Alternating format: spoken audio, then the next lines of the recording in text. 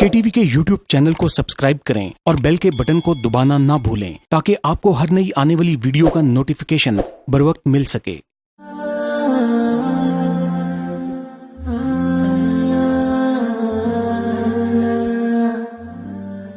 بسم اللہ الرحمن الرحیم۔ میری عزیز بہنوں، بیٹیوں اور بھائیوں، ذی الحجہ کا مہینہ شروع ہو چکا ہے۔ ذی الحجہ کے بڑے فضائل آئے ہیں۔ آپ کو ایک فضیلت میں یہ بیان کرتا ہوں کہ اس ذی الحجہ کے مہینے میں ایک دن کا روزہ رکھنا ایک سال کے روزوں کے برابر ثواب ملتا ہے، اور ایک رات کی عبادت کا ثواب رمضان میں شب قدر کے برابر ثواب ملتا ہے۔ یہ اتنی بڑی نعمتوں والا زمانہ اللہ نے عطا فرمایا ہے۔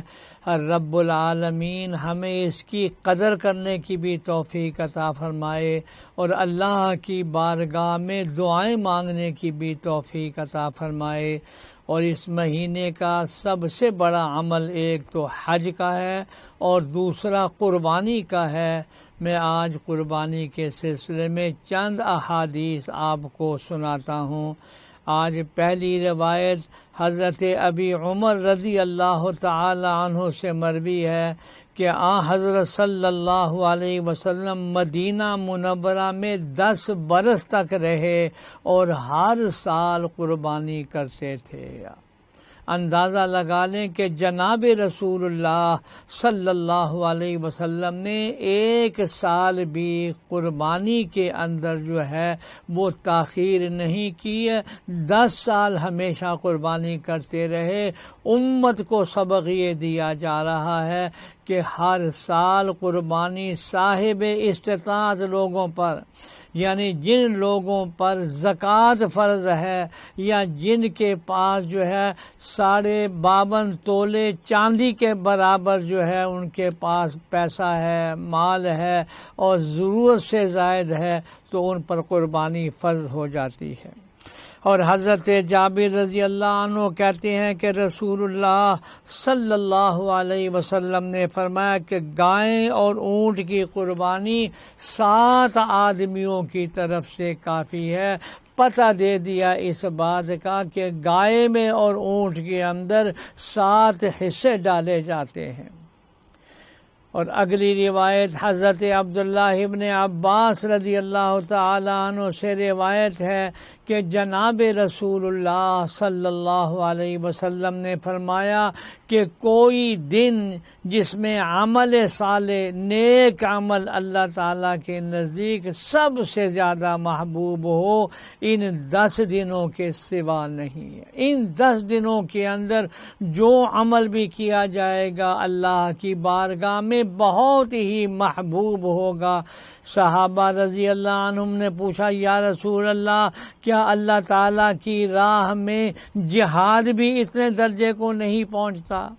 تو آپ صلی اللہ علیہ وسلم نے فرمایا، ہاں، اللہ کی راہ میں جہاد بھی اس درجے کو نہیں پہنچتا، مگر وہ شخص خدا کے نزدیک ان دونوں کے عمل سے بھی زیادہ محبوب ہے جو اپنی جان مال سے اللہ تعالیٰ کی راہ میں لڑنے نکلا اور پھر واپس نہ آیا، یعنی شہید ہو گیا۔ یہ بخاری شریف کی روایت میں سنا رہا ہوں۔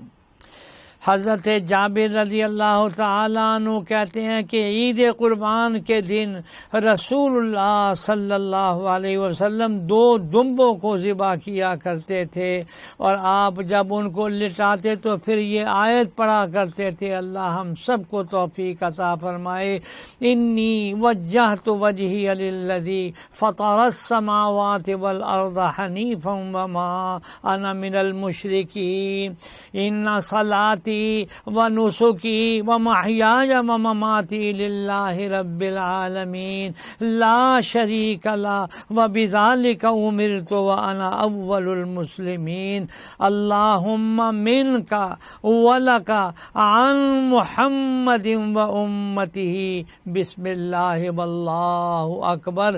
آپ اس کا ترجمہ سن لیجئے۔ ترجمہ یہ ہے، اے اللہ میں متوجہ کرتا ہوں اپنے آپ کو اس ذات کی طرف جس نے آسمانوں اور زمین کو پیدا کیا، اس حال میں کہ میں دین ابراہیم پر ہوں، ہاں ابراہیم علیہ السلام کے دین پر جو توحید کے ماننے والے تھے، اور میں مشرکوں میں سے نہیں ہوں۔ میری نماز، قربانی، تمام عبادتیں اور میری زندگی اور موت صرف اللہ تعالیٰ ہی کے لیے ہے جو تمام جہانوں کا پروردگار ہے، کوئی اس کا شریک نہیں۔ مجھ کو اسی کا حکم دیا گیا ہے اور میں مسلمانوں میں سے ہوں۔ اور اب اگلا جملہ کا ترجمہ توجہ سے سنیے جو حضرت صلی اللہ علیہ وسلم نے ذبح کے وقت پڑھا تھا، وہ یہ، اے اللہ یہ قربانی تیری ہی عطا کی ہوئی ہے اور تیری ہی خوشنودی اور رضا کے لیے ہے، تو اس کو محمد صلی اللہ علیہ وسلم اور ان کی امت کی جانب سے قبول فرما، اللہ تعالیٰ کے نام کے ساتھ، اور اللہ تعالیٰ بہت ہی بڑا ہے۔ اس کے بعد جانور ذبح فرماتے تھے۔ آپ دیکھ لیں کہ حضرت صلی اللہ علیہ وسلم ایک قربانی اپنی طرف سے اور ایک قربانی ساری امت کی طرف سے کیا کرتے تھے۔ میں اپنے سارے سامعین اور ناظرین سے یہ عرض کروں گا کہ اللہ جل شانہ توفیق عطا فرمائے تو اپنی قربانی کے ساتھ ساتھ حضرت صلی اللہ علیہ وسلم کے لیے بھی ایصال ثواب کی نیت سے قربانی کر لیا کریں۔ یا اللہ ہم سبوں کی قربانیوں کو قبول فرما، بخشش کا ذریعہ بنا، نجات کا ذریعہ بنا، آمین یا رب العالمین۔